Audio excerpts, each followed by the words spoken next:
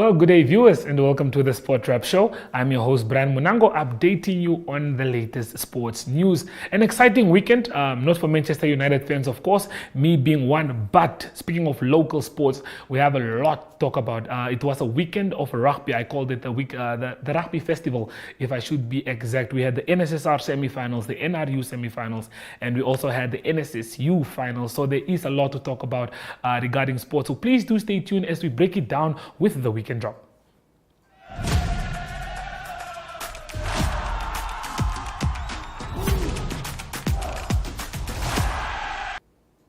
Well, before we do get to the youth sports, let's focus on the NRU. We'll be showing you the results from across the weekend. But first up, let's start with the highlights of a big game between UNAM that took on Grootfontein, of course. Wanderers did go through and they are in the finals taking on UNAM, but we do have the highlight package of this wonderful game. We'll be showing you the other highlights during the course of the week, so please do stay tuned as we take a look at the NRU semi-final highlights between FNB Grootfontein and FNB UNAM.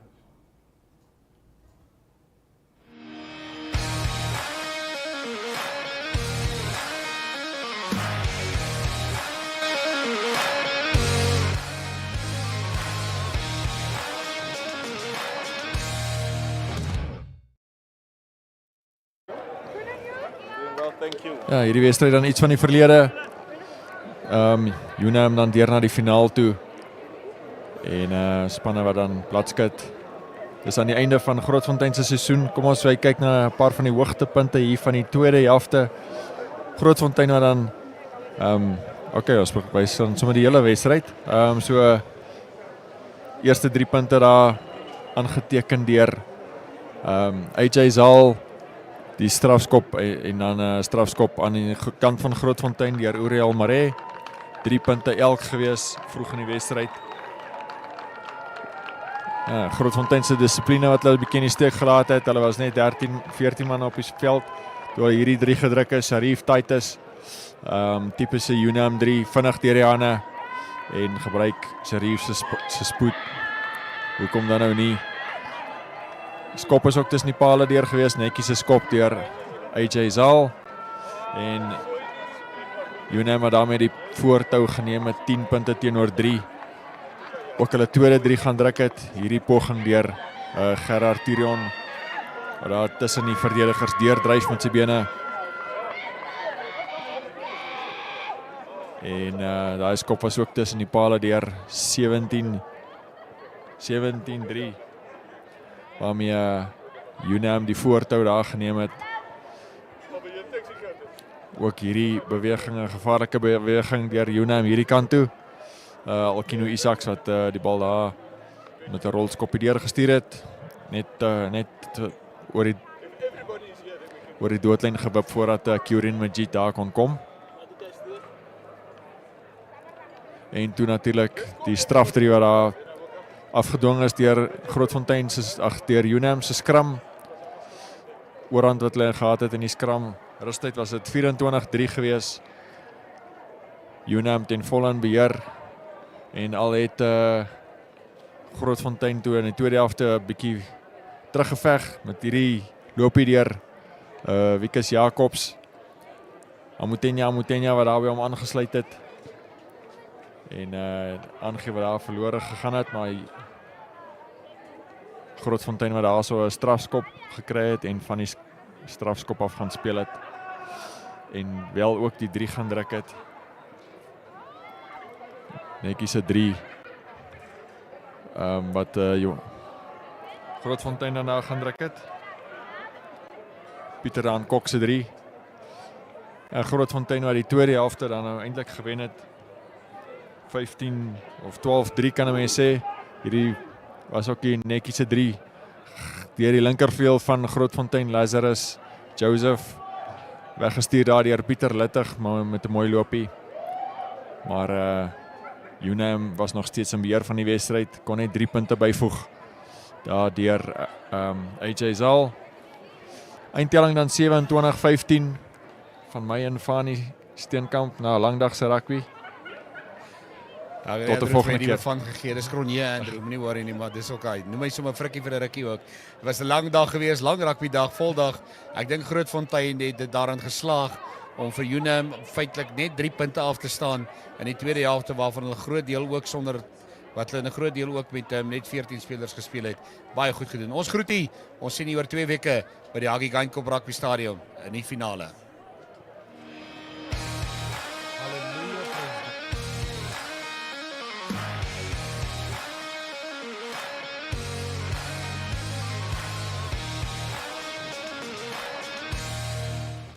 Well, viewers, one thing I can say is I'm not happy with the fact that Grootfontein didn't go through there to the finals. It would have been an historic moment for Grootfontein, but yeah, we move on. We did catch up with both captains of the teams that will be facing off in the finals, of course. That's Jacques Teron from Wanderers and Alkino Isaacs from Unam. So please do stay tuned for the post-match interviews. Okay, ons gesels begin met Alkino Isaacs. Alkino, I think the result doesn't speak what happened on the field today. Just tell us, a tough semi-final. Grootfontein brought the fight to you guys, but you guys hung in, won the game. Tell me what it means for you guys to go to the finals now. It's an honor and a privilege. Grootfontein came out firing the second half. I think our boys, we left it in the change room afterwards. We thought it was going to be an easy one, and Grootfontein really gave it to us. And yeah, it's never easy. Come semi-final, they call it the business end of the season, and that's, you can see why. And how proud are you of the boys? I mean, it's been a tough season, but you guys maintained being at the top. You guys were at the top all the way through to the finals. What does this mean for you and your team? Oh, well, like I said, it's a real honor. And I would think the boys would like to finish on a high, given that they sacrifice so much. You know, it's not easy staying at the top. They say the wolf on the hill knows how difficult it is to stay on the hill. Yeah. So everybody's gunning for us, and the boys need to stick together, and we'll push it through. Okay, last one. Finals. We know who we now know who you guys are facing. What's going through your mind? Are we first gonna relax, take a chill pill, then focus on the next game, or what are your thoughts? Yeah, no, we're definitely gonna take a break. Bodies are definitely sore. A few guys, niggles here and there. We're gonna regroup, take it easy, flash out, and from Thursday on, kick it. Okay, thank you very much. All right, thank you. Ons gesels bietjie met Jacques, kaptein van FNB Wanderers eerste span. Jacques, groot wedstryd gewees, 'n groot semi-final. Eerste helfte bietjie swaar. Sê net vir my, wat het hier op gegaan in die eerste helfte en hoe trots is jy op die span? Eerstens, wel dan aan die ouens, regtig. Ek dink hulle het regtig hard gewys hoe dit nodig was. Eerste helfte, as dit gebeur, ons gaan kom vir ons. Ons het geweet ons moet net as man staan en die wave kan hanteer en vat, en ek dink ons het dit goed gedoen. Tweede helfte het ons geweet die gas van hulle gaan min wees. En ek dink dit ons regtig ingetree en ons het begin seermaak. Want ons is beteken weer semi-finals toe, is dit 'n Grootfontein of Unam, maar ja, is julle geplak en wie julle face in die finals of julle maak die saak weer is? Eerlik, dit maak nie saak nie. Unam, Grootfontein, ons weet dit gaan klip hard wees. Hierdie was net 'n stepping stone. Ek dink Grootfontein of Unam gaan baie harder wees in die finals. So ek dink as quick as ons dan moet gaan werk, ons het daarom 2 weke om te gaan kyk wat ons fout gemaak het, reg te maak sodat ons reg is vir die finals. Okay, voor ons so laat gaan, laaste vraag, hoe trots is jy op die span? I mean, deur die hele seisoen, tweede geëindig in op die log. Vertel ons 'n bietjie van dit. Ek meen van die begin af het ons gesê ons is hierdie jaar om weer te wen. Ons het laas jaar om laat klip. Hierdie jaar is weer 'n stepping stone vir ons om dit regtig weer terug te vat, te wys die beter hoort by die huis. So vir ons om die laaste hurdle oor te gemaak het by die semi-finals is regtig trots te wees. Nou het ons net daai finals gewen. So, Dis reg, dankie. thanks. Well, looking at those that did miss out on this weekend's rugby action, let's have a look at the results. FNB Wanderers put on a wonder-class performance as they beat FNB Kudus 49-24. FNB Unam edged out FNB Grootfontein in the other big clash, winning that game 27-15. Those are your results in the NRU Premier League. Of course, moving over to the Reserve League, we have FNB Wanderers again, who do see another of their teams in the finals as they beat Unam 54-20 after losing both their games to FNB Wanderers in the league. They put on a wonderful performance to win that game.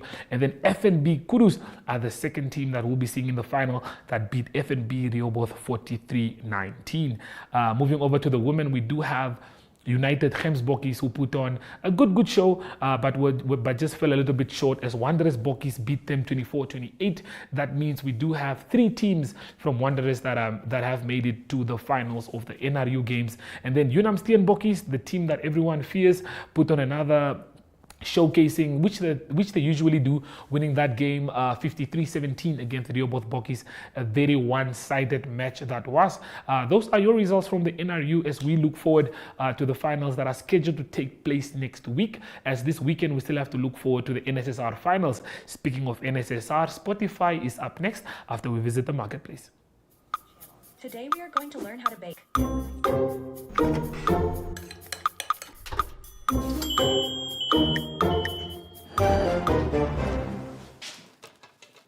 Welcome, everyone.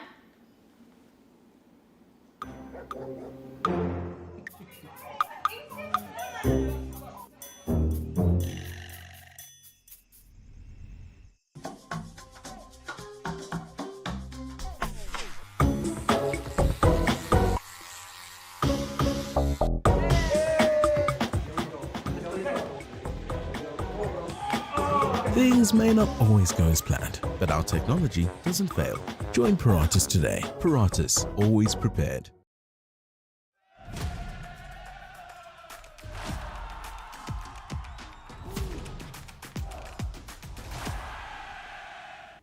Hage Geingob Stadium was the stadium to be at this weekend if you like or if you love youth rugby. We had the Standard Bank NSSR semi-finals which took place, and we have teams that have gone through to the finals that are scheduled to take place this coming weekend. We look forward to having that. But we do have highlights from one of the matches. Windhoek Gymnasium, who are co-defending champions with VIS, also played a wonderful game of rugby. We do have those highlights as they took on Pro Ed Academy. A very, very close end to the game, but please do stay tuned for these highlights as we take a look.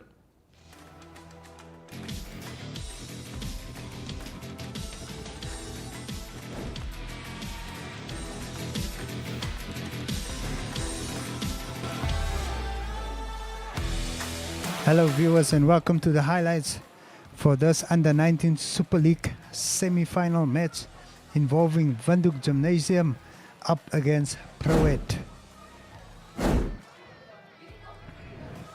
And there the teams are taking the field. Pro-Ed first, followed by Windhoek Gymnasium.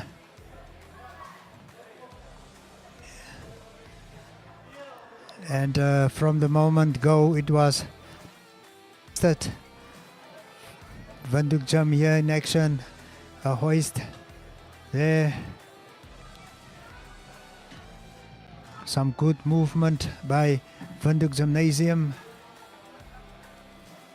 And then Jandre van Zyl, the center, diving over in the 3rd minute for the first points on the scoreboard. Valdre Kotze adding the kick. Some good play here by Pro-Ed, piling on the pressure and being rewarded with a free kick, a penalty kick by Morgan Jarman in the 6th minute. And Jarman adding a 2nd penalty in the 12th minute, trimming the lead to a single point, 7 for Windhoek Gymnasium and 6 for Pro-Ed. And then Ruan Achenbach adding a penalty in the 14th minute. He's also the captain of Windhoek Gymnasium and making the score 10-6. And here it's Pro-Ed on the attack in the 23rd minute. Morgan Jarman finding some space and offloading there to Liam Nozolovsky for a try on behalf of Pro-Ed. And Jarman adding the conversion and handing Pro-Ed the lead. 13 points for Pro-Ed and 10 for Windhoek Gymnasium. That was also the halftime score. Some good attacking play there by Pro-Ed, but also solid defensive work by Windhoek Gymnasium. Windhoek Gymnasium on the attack, and this led to a penalty. Morgan Jarman adding another 3 points and stretching the lead to 16 against 10 in the 38th minute. Proet in the lead there.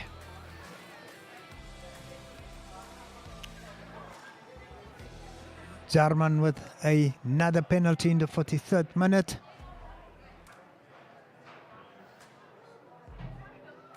That one was not converted, unfortunately, for Proet. And then Ruan Achenbach starting a move there. Good build-up and a driving maul. Proet had no answers for that, and Ruan Achenbach, the captain for Windhoek Gymnasium, crashing over for a try there. Waldre Kotze with a kick. He missed that one, but the lead of Proet was trimmed to a single point, 16 for Proet and 15 for Windhoek Gymnasium. And then momentum started swinging into Windhoek Gymnasium's favor. They started deploying this rolling maul movement, and Achenbach once again touching down for a try in the 52nd minute and handing his side the lead. Waldre with the conversion, and the score pushed up to 27 for Windhoek Gymnasium and 16 for Proet in the 60th minute.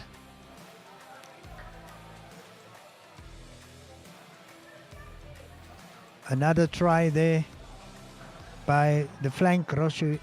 The conversion was missed. 27 points now for Windhoek Gymnasium and 16 for Proet. And Jarman adding a penalty late in the game, making the score 27-19. Some solid tackles put in there by Windhoek Gymnasium. And now for the final moments of the match, Proet not giving up at all, giving their best, trying to breach the defense of Windhoek Gymnasium. And there is confirmation of the full-time score. A single point the difference. 27 points for the winners Windhoek Gymnasium and 26 points for Proet Academy. And that concludes our business. Okay, well, guys, looking at the scores we did have in the Standard Bank NSSR leagues in the Under-19 A League, which is the Super League, we have PSG Walvis Bay, who came out strong against El Natan. No, not came out strong, but they lost against El Natan, losing that game 13-24. That's in the A League. In the Super League, Windhoek Gymnasium just edging it against Proet Academy. Proet Academy is a team that is coming up very strong. Very unfortunate for them to win that game by 1 point. And then the other games that we do have for you, looking at the other slide, Compact Tsumeb Gymnasium lost against Walvis Vap. Not Walvis Vap, apologies for that.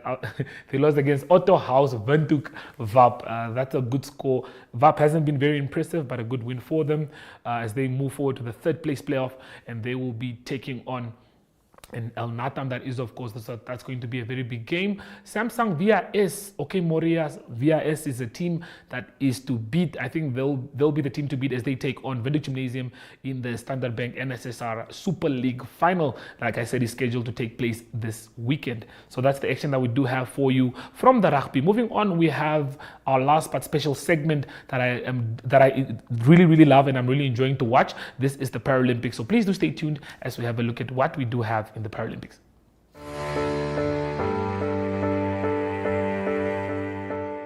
From the day you were born and welcomed until your pensioner years on this earth, your life is filled with changes and phases. What mattered the most at age 10 may be an unknown memory at 25. The heartbreak at 16 may be replaced with wedding bells at 27. The degree you've always wanted or starting your career business may come true at age 30. And the dream to own your own home may come to realization at age 50. Whatever stage you find yourself in, whatever matters right now, Standard Bank has what you need to bank like you. Choose your own path. Choose endless possibilities. Standard Bank, it can be.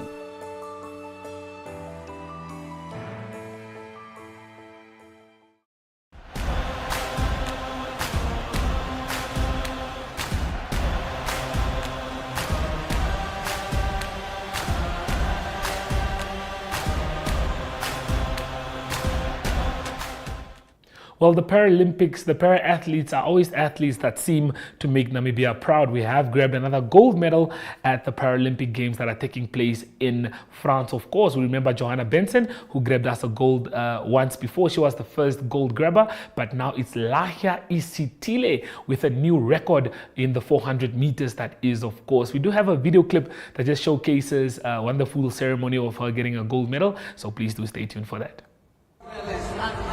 Champion representing Namibia, Lahia Isitile, and her guide, Lahia Isitile, who's so close before to getting major glory. Silver last year in Paris, bronze this year in Kobe in the Worlds. She was sixth at Tokyo 2020. Gold this time though, along with Sem Shamanda, her guide, and a 27-year-old Namibian with a Paralympic record and a gold medal to go with it. Memories that will last a lifetime.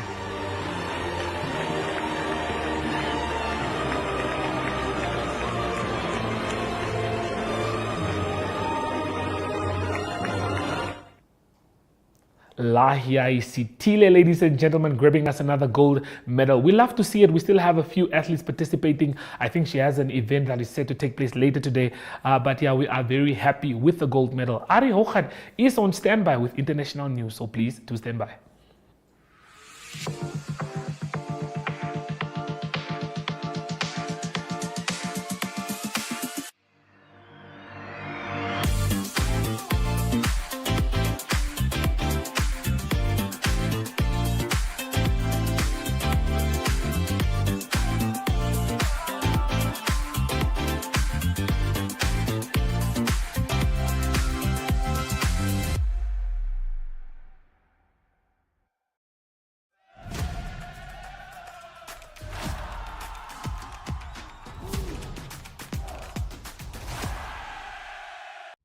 Good day everyone, time for international sports news, and starting off with tennis news. First, it's the US Open that continues. It's going to be week 2 this week, and it is a big result in the women's side. Of course, Coco Gauff, the defending champion, the women's division, out of the tournament. She lost in the 4th round, and better for Aryna Sabalenka, number 2 seed. She beat Elise Mertens by 6-2 and 6-4, so she's the highest seed left in the tournament. Good result also for Beatriz Haddad Maia. She's from Brazil. She beat Alina Kaliskaya from Russia 6-3 and 6-1, also through to the 4th round. In the men's side of the draw, it is Novak Djokovic, the big seed that fell over the weekend, but better for Alexander Zverev. He's from Germany. He beat Brendan Nakashima. He's from the United States 6-3, 1-6, 6-2 and 6-2, also through to the 4th round. And then Taylor Fritz, number 12 seed, he knocked out the number 8 seed. It's Taylor Fritz beating Casper Ruud. He beat him in 4 sets as well to advance to the 4th round. And then number 3 seed, Daniel Medvedev, always a threat on the hard courts. He beat Fabrizio Belli of Italy comfortably in 3 sets to advance to the 4th round. On to Formula 1 motor racing news, and it is McLaren that is still creeping closer to the team of Red Bull that is in the Constructors' Championship after the Italian Grand Prix the past weekend. There's just 8 points at the difference. It is Red Bull still leading in the Constructors' Championship by 446 points, but now McLaren 438 points, just 6 points behind them with 8 races to go. Ferrari in 3rd position with 407 points.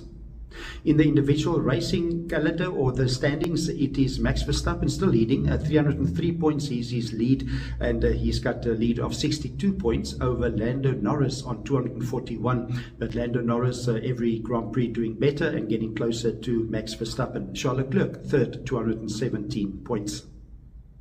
The next Grand Prix will be the Azerbaijan Grand Prix at the Baku circuit. It will be this coming weekend. On to Paralympic news, and good news for South Africa. Their first gold medal, or their first medal was a gold medal. It was Mpumelelo Mashlangu. He won gold in the T44 100 meters. A great performance by him. He's 30 years old and also the world record holder. So the first gold for South Africa in the Paralympics in Paris. Then to close off today's international sports news, it's rugby news. This coming weekend, it will be the second test in South Africa between the Springboks and the All Blacks. The past weekend, it was the Springboks that beat the All Blacks in Johannesburg. Big test coming up in Cape Town, but there's still injury concern over the captain, Siya Kolisi. He's got a cheek injury and he's been assessed, so there's a good chance that he will not be able to play on Saturday. Also, Kurtley Arends, the wing that plays for the Bulls, he's one of the best players in the backline for the Springboks, also had a hard knock to the head, and he's being assessed and will also need to apply to protocols and not be able to play this coming weekend. That's international sports news for today. I hope you have a great sport day, and we talk international sport again tomorrow. Goodbye.